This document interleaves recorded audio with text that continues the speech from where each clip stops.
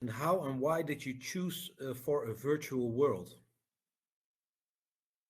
A virtual world is an immersive environment where the students not only can walk and talk, as avatars of course, but they can also interact with each other and with the virtual environment. And that opens up a lot of possibilities to stimulate language learning situations. Moreover, it's a very good opportunity to meet new students from another culture.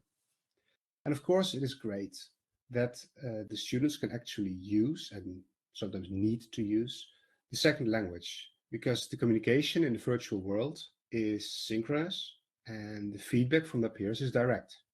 And finally, by using avatars, it also feels a bit more safe to speak compared to, for example, speaking directly into the webcam at school.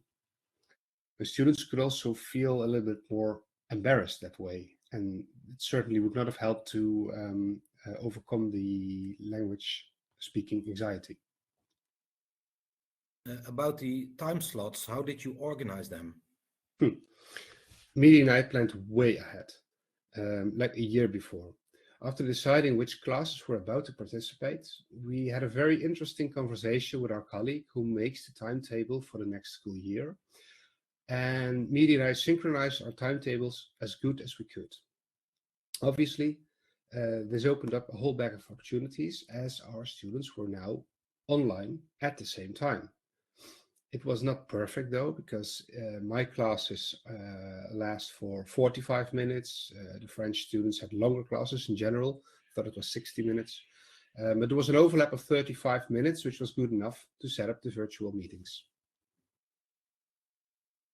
And how did you organize the pupils into pairs or groups?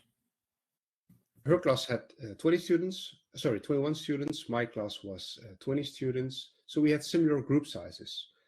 We decided to pair our students. Each one of my students got a number 1 to 7, and they were linked to their French partner, also number 1 to 7.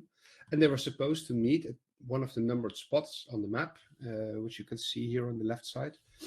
Um, Also, again, 1 to 7. So at all times, it was clear for the students what number they were, who they were paired with, and where they were supposed to meet. Can you tell us how you did organize these sessions? Yeah, well, as I said, we organized them in class, and the students were supposed to meet at one of the 7 spots in the virtual world. So that was one group. And the other group was doing other activities in class. And maybe I can tell you a little bit about that later in the interview.